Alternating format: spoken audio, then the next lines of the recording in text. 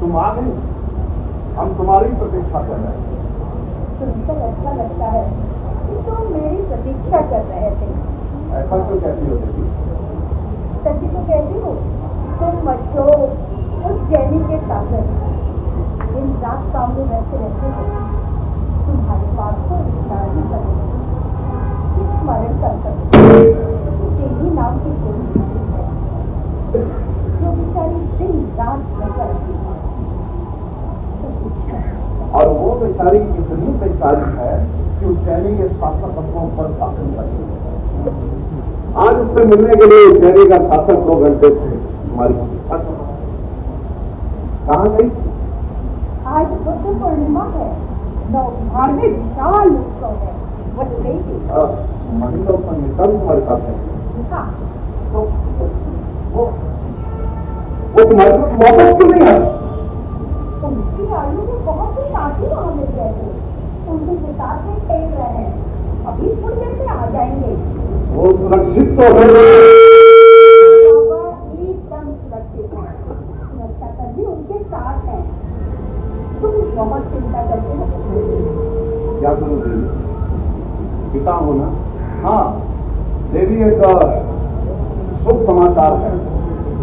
समाचार? हाँ शुभ समाचार। शुभ समाचार बाद में सुनूंगी। आओ पहले तथागत के चरणों में नमन करके उनका आशीर्वाद। देवी तुम जानती हो कि हम आजीवक हैं, तुम्हारे ये शाक्य मुनि के उपासक नहीं है हम।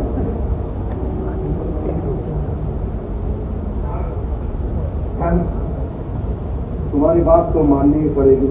चलो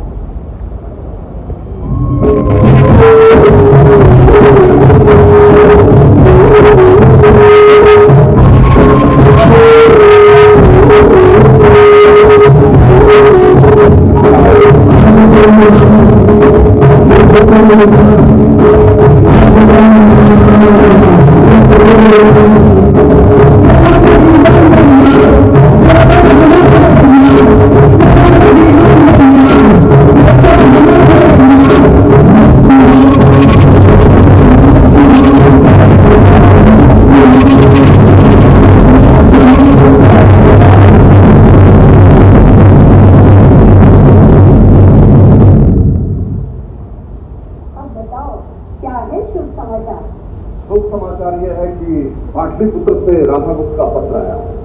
पिता महाराज रोगग्रस्त हैं, उनकी दशा बहुत गंभीर है और वैद्यों ने भी हाथ खड़े कर लिए हैं। कदाचित उनके जीवन का अंत निकट है। क्या कहा? पिता महाराज रोगग्रस्त हैं और ये तुम्हारे शुभ समाचार है? मेरे कहने का तात्पर्य ये नहीं था। तो क्या है तुम्हारे कहने का तात्पर्य? मेरे कहने का तात्पर्य क्या था? तुमने अभी यही कहा कि पिता महाराज रोगग्रस्त हैं मेरे कहते आप आनंद मत क्या कर तुम, हम कुछ और कहना चाहते थे। पिता का रोग ग्रस्त होना शुभ समाचार नहीं जानते हैं हम। तो क्या है शुभ समाचार? शुभ समाचार यह है कि महामंत्री राधा गुप्त ने पार्टी पुत्र बुलाया है। वो चाहता है कि पिता महाराज के पश्चात मगध के सिंहासन पे हमारा विश्वेश हो। क्यों? तुम्हारा क्यों?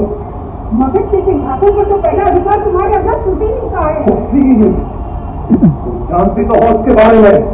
नहीं, मैं कुछ नहीं जानती। वो पिता महाराज का लाडला है, बबुआ है, बबुआ। वो राजा बनने योग्य नहीं, अयोग्य है, अक्षम है वो। कौन कहता है? सब कहते हैं, हम कहते हैं। ना तुम्हारे अतिरिक्त कौन कहता है? महामंत्री राधा गुप्त कहता है, सुशील कविता कहता है, संगीतज्ञ है, मंदिरों में गाना गाता है। वो राजा बनने योग्य नहीं। और महाराज? महाराज भी जानते हैं। क्या उन्होंने तुमसे ऐसा कहा? उन्होंने नहीं कहा, लेकिन हम जानते हैं कि महाराज जानते हैं अपने लाडले सुशील की वास्तविकता। हो सकता है कि तुम्हारा भ्रम हो अशोक।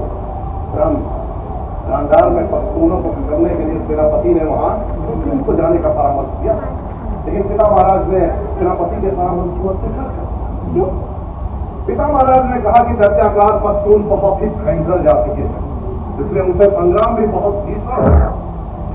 युवराज सुशील मौर्य साम्राज्य का भावी राजा है, उसका जीवन अमूल्य है, किसी संकट में नहीं डाला जा सकता। उसके स्थान पर मुझे गांधार जाने का आदेश दिया। ये तो अच्छा ही हुआ, पश्चिमियों को पराजित करके तुम्हें देशव्यापी यश प्राप्त करने का अवसर मिला। सुशील देश का भावी राजा है, उसका जीवन अमूल्य है, किसी संकट में नहीं डाला जा सकता।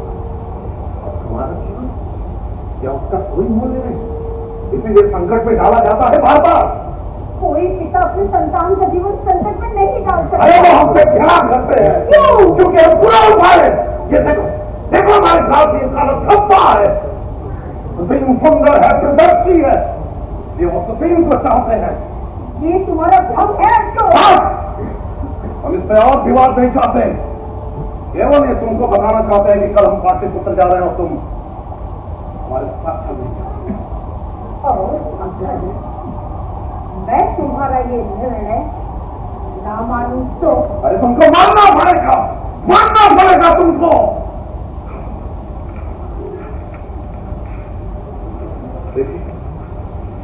देवी, हम चाहते हैं कि तुम हमारे साथ चलो। देवी, देवी तुम हमारी शक्ति हो, हमारे लिए सुख हो, हमारे लिए हमारे साथ होगी तो विजय हमारी होगी, हमारी विजय होगी।